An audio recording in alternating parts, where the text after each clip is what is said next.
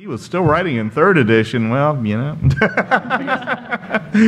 Just to add one voice on the other side, I wrote a trilogy, an Eberron trilogy that spanned the change in editions, which involved absolutely no change to the world at all.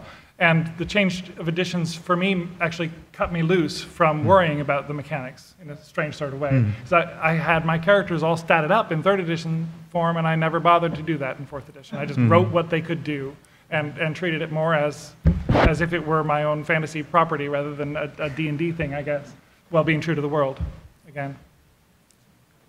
Fourth edition didn't bother me at all.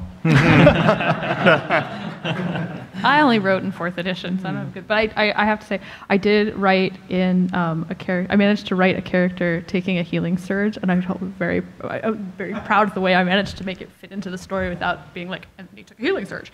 I felt very smug about that. I still do a little. I'm too tall. Are there any plans to take other characters besides these six novels and sort of tell the stories of what's happening to them throughout the course of the Sundering as well? I'd love to hear more about what happens to Shadowbane, for example, during the course of all this.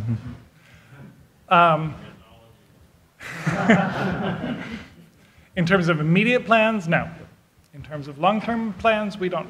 Well, we have some of those, but not a full plan yet.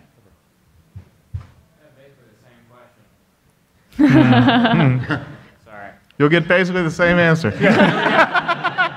Or maybe not. Kind of going, okay, characters that you six are writing about during the Sundering. After that novel that you publish is done, once the Sundering is over, will further adventures occur with those characters, perhaps later? That is our plan. The plan? And then, like, you're doing a whole bunch of thing about gods. I can think of at least two authors right now. Bruce Cordell is doing something with Cyric, and Helm's dead, but Shadowbane is still, yeah.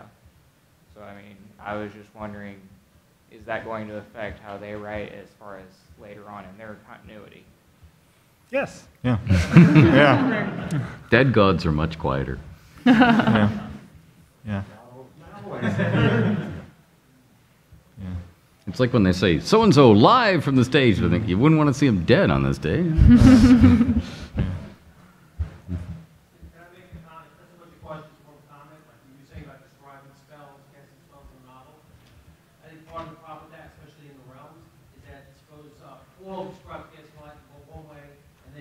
Different novel, different way.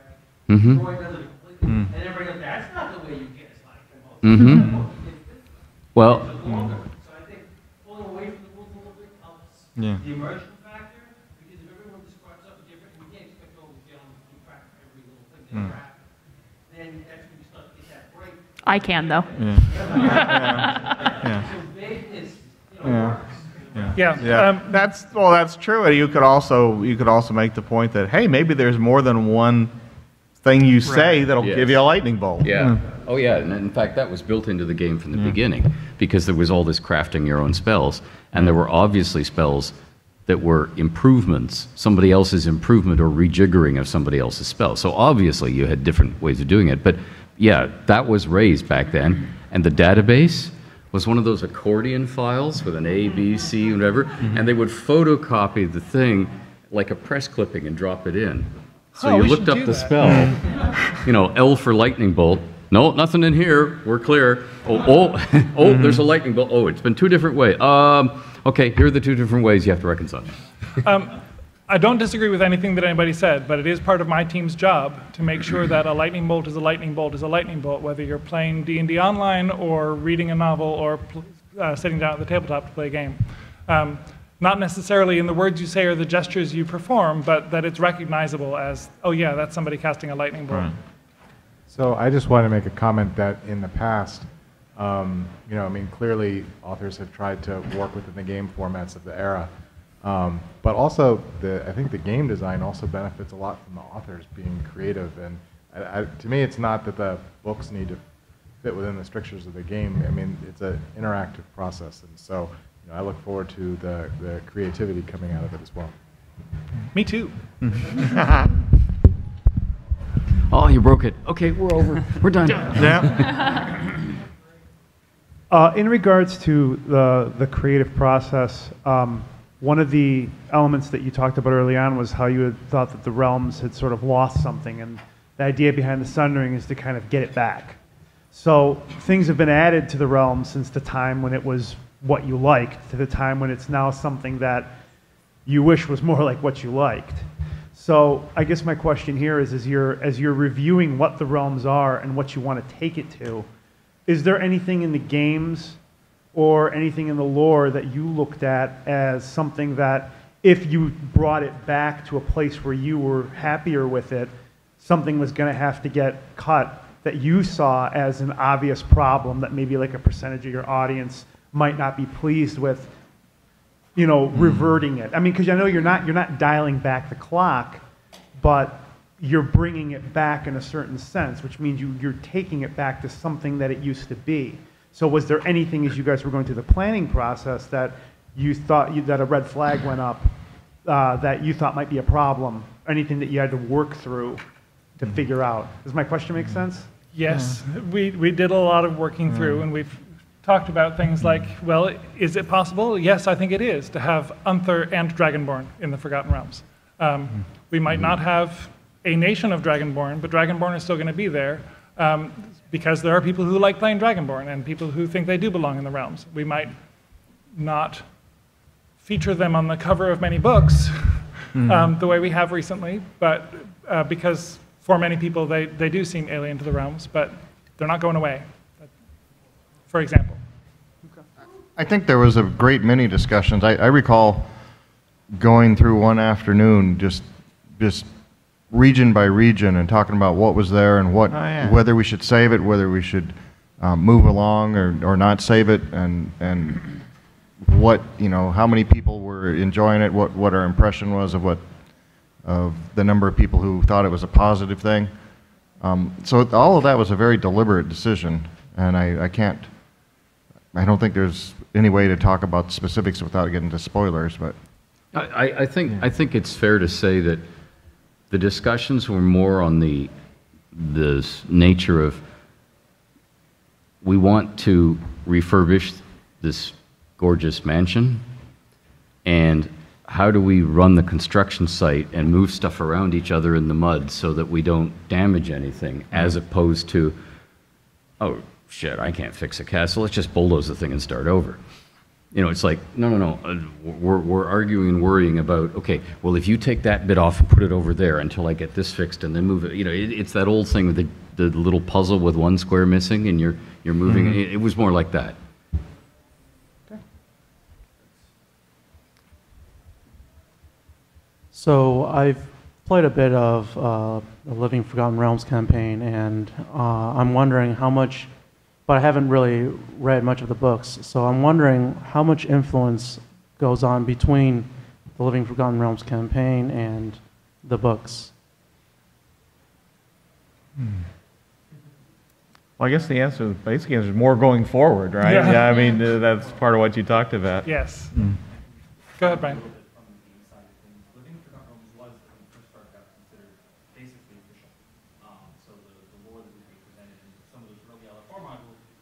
Supposed to be incorporated into the things that we do through DVI and sort of the official support for the game in the world. Since early season 2, those adventures are no longer considered official for the world. So while those of us that deal with the lore side of things might pull something that we find interesting, worthwhile to include in the official realms, we don't go and say this adventure happened, so that's the history, it's the official history chapter. We don't process it that way. Thanks, Brian. Yeah, so I mean, I sort of have a follow-up question because I'm sort of playing through the Epic campaign, and there's a character named Sinmaker, and one of the things I'm wondering is, will we see Sinmaker again? I don't know if you can answer that. I don't know. But I suspect if there's demand, there will be supply. I just want to see my friends get screwed over because they made yeah. Really, don't we all? Yeah, I was going to say. Yeah. All right, I want to make a comment, but then I have a question. And the comment is actually that one of the things that I've enjoyed about the books that I have read in the Realms is that you don't see the mechanics. You don't see, if you're not playing the game, which I'm not currently playing the game, so I'm not up on new rules. And, you know, I remember magic missiles from when it was AD&D, okay? So, you know, I don't know this. But now when I'm reading, I don't think, well, you know, they did this and they did that. And it's like, it's just happening. It's a story and it's just happening. And that's the way it should be when you read a book. I mean, the novel and the short stories that come around for all these things, that's how they should be. And I really like that about those books. And I think, you know, that's one of the things that you do really well with the Realms books. Now, my question is, as you look around this room, you can see that people of my gender are in the minority. And as I look at that board, I can see that people of my gender are in the minority. And what I want to ask is, if you, those of you who are writing male characters primarily as your main characters, have you worked on your supporting characters, and how prominent a role are people of my gender going to play in these stories? Well, somebody's got to do the dishes. Okra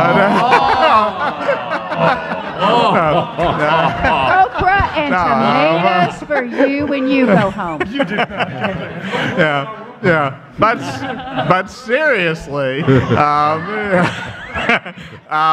if you've read my Brotherhood of the Griffin stuff, you know there are some very prominent, important female characters. And in The Reaver, there is going to be a very, very crucial female character who is going to get pretty close to equal screen time with the hero, and is going to be important going forward also. Can I point her out? Yes, please. There she is. I don't have everybody on screen now. I need to fix this. Yeah, there she is, looking over the shoulder of Troy's character. Right? Yeah. She is bald and tattooed. Very observant of you. Yeah. In the Sentinel, we have basically an even division. We have 2 male characters, Cleef and Malik, and then there'll be 2 female characters who are more or less their exact opposites. Not what I want to say opposites, they're complements. You know, Cleef's opposite, and then Malik's opposite, who are female characters. And I would say I pretty much envision them all as being about equal in weight in terms of viewpoints and how they're going to be driving the story. I mean, the story is really driven. The Sentinel will really be driven by a female character's desire to fulfill her goal. So. I have the female character up in the main characters, but I also point out when I write, I like to make sure that I have a good balance, especially because when you look at the source books and things, you know, for example, I know in Waterdeep there are several female watch captains, right? If there are female watch captains, then there are female watchmen, right? And that those watch women, I guess, should be running around in the periphery. They're also part of the world and not just in these sort of specific examples of paragons, right?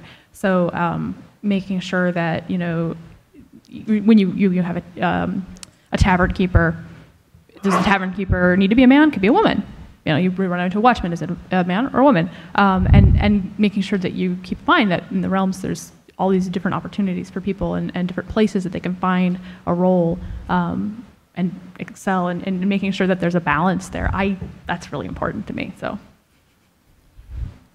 I should point out that there were some constraints to our budget and capabilities in putting this piece of art together. We had to ask everybody to give us, 2 or 3 characters that we could put up here, which one gets the prominent position.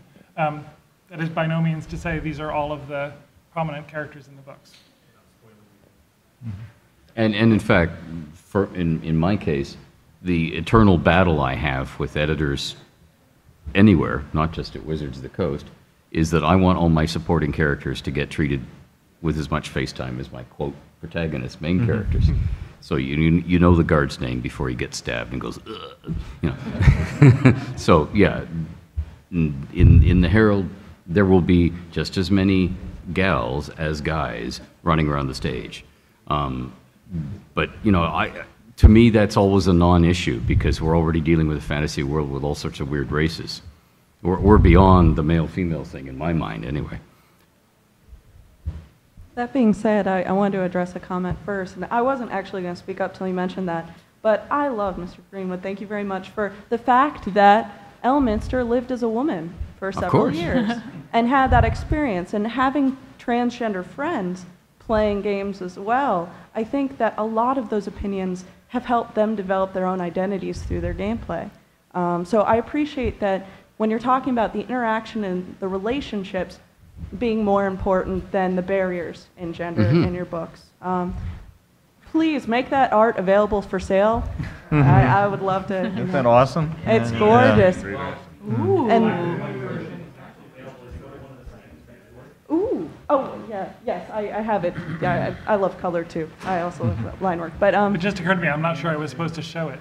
Oh, really? They showed it at the keynote. Did we show the? It went up at the keynote. Yeah. Paul's got it on But Facebook. no, we yeah. showed the sketch posters, but did we show the full color? Yeah. All right.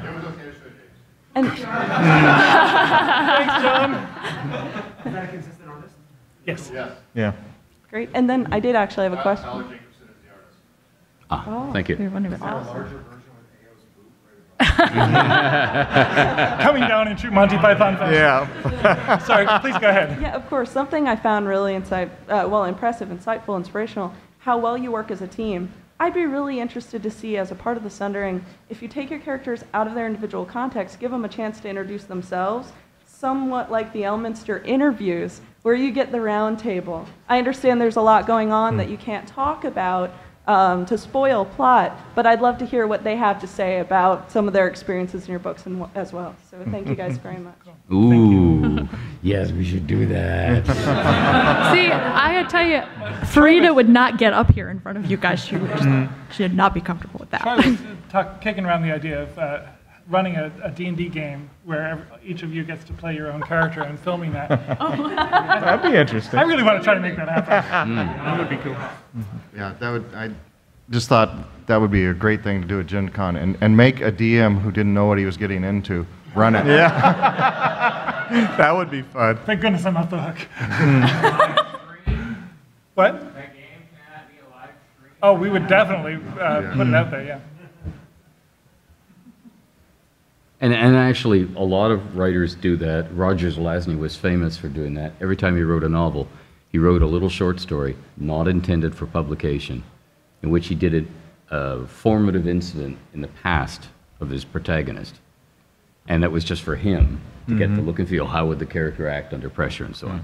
And if any of you have been watching the blogs, the production blogs for the forthcoming Hobbit movies, they had that essential problem of 13 dwarves and how do you differentiate them. And in one of the blogs, you'll see them all coming out on an empty stage as themselves in costume. So you can see how the 13 dwarves are different. And so they can nail down for everybody working on the movie how they look and feel differently. And yeah, that's something that's always important to do. Snow White had it easy. Yeah. Yeah, do the dishes, yeah, right.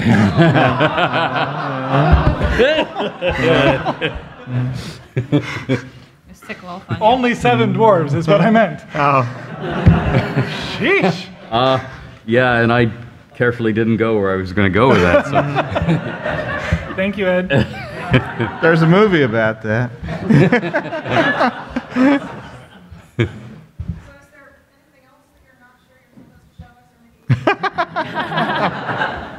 Well, I announced that Drizzt is actually a transformer. I let that slide. More than meets the eye.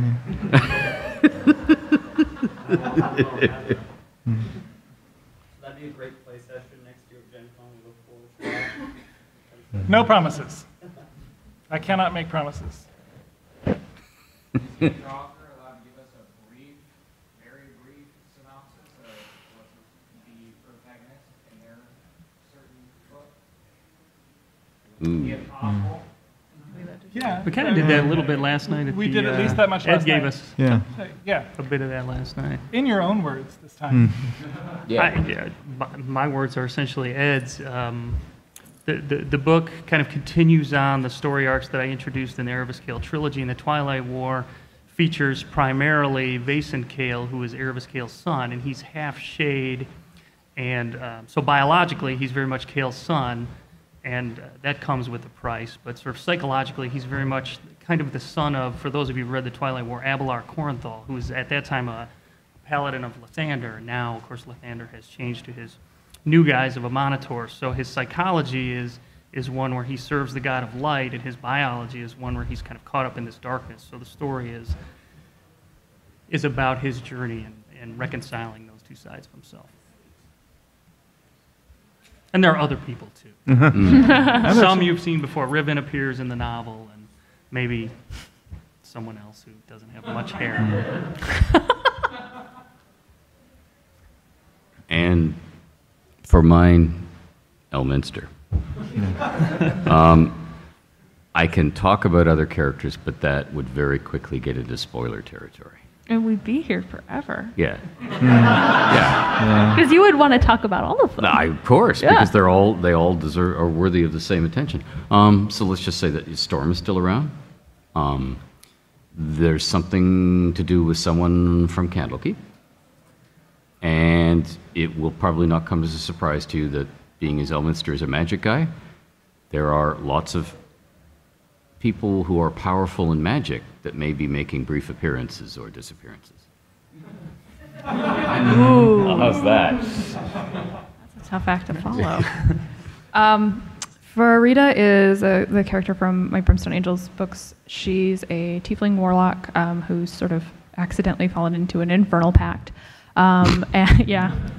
I forgot I signed it.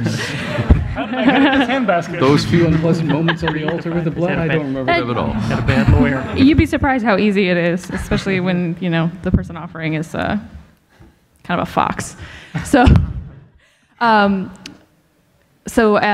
the time of the adversary, she's coming to realize a lot of things about who, you know, her past and who she is, and how that, you know, whether or not she can get away from that and be her own person, or if she's sort of doomed to that. And in trying to fix things that she, you know, trying to solve problems before they happen, she kind of makes things a lot worse.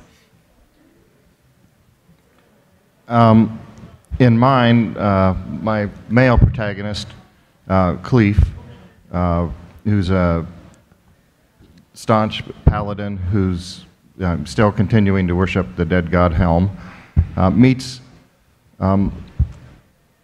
his what do I want to say, the light of his life, self-delusion princess with an exaggerated sense of self-importance, and they join Malik and the woman who he is in love with, the priestess of Sune, on a pretty important journey. I don't know, hilarity and forbidden love ensues. My character is a guy who started out life as a honorable naval officer and basically did some things that he knew were against the rules, but that he thought were going to be harmless, and they turned out to be very far from harmless.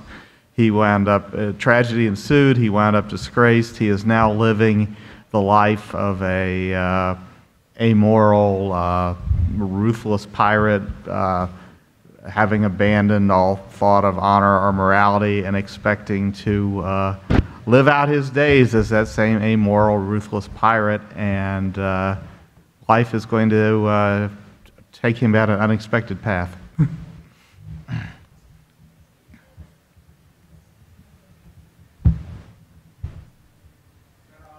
Yeah. Yeah. Mm-hmm. And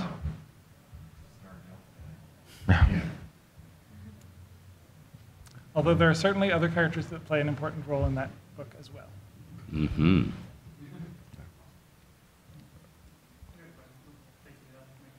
How much of the canon is set in stone before you guys get to the part that you get to start writing your play? I mean, is the stage already set?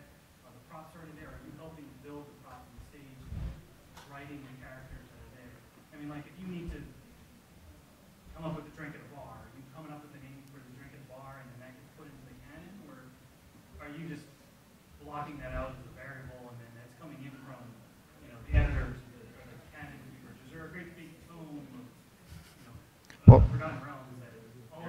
Yeah, yes, and it's sitting next to me. My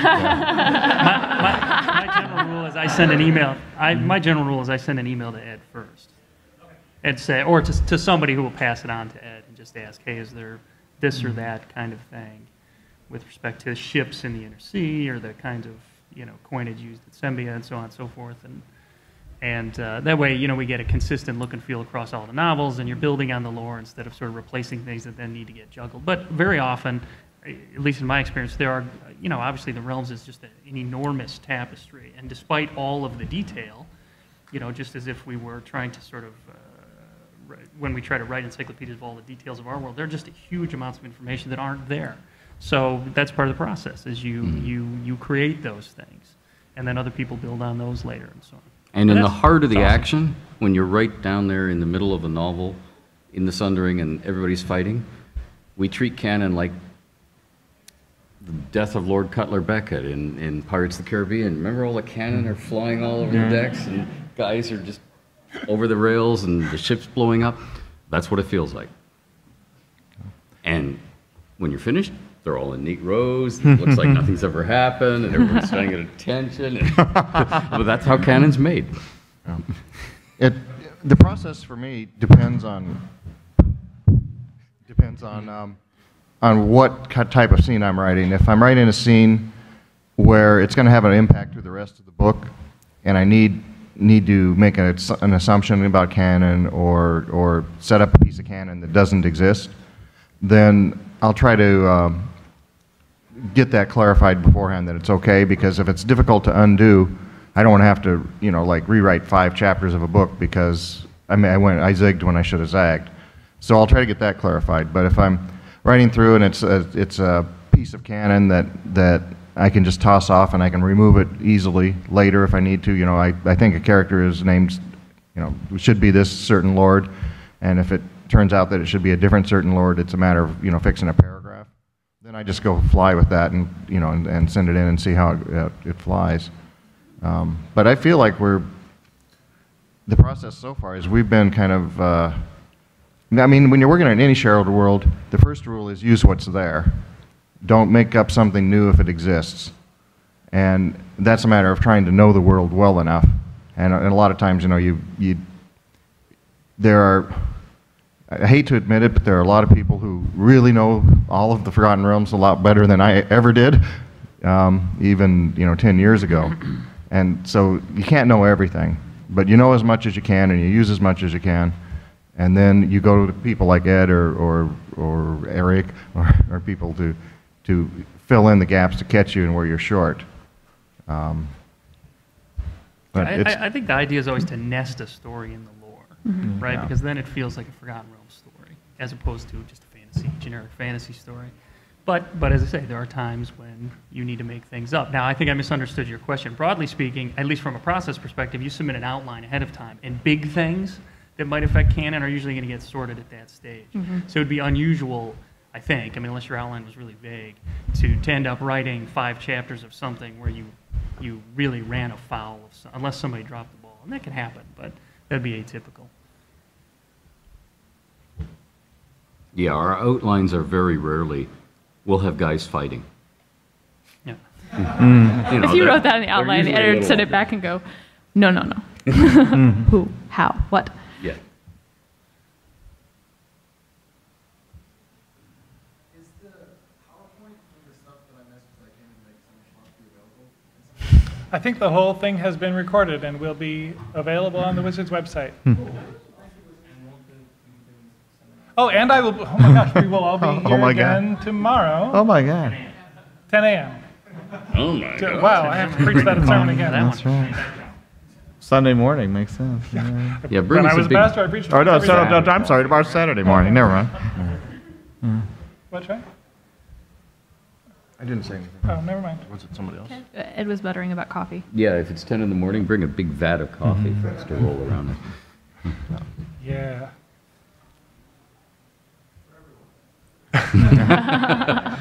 Oh, that's the different sort of seminar. Ed. All right, and on that note, I think we are going to let you go. Thank you all for coming and sharing your thoughts and questions.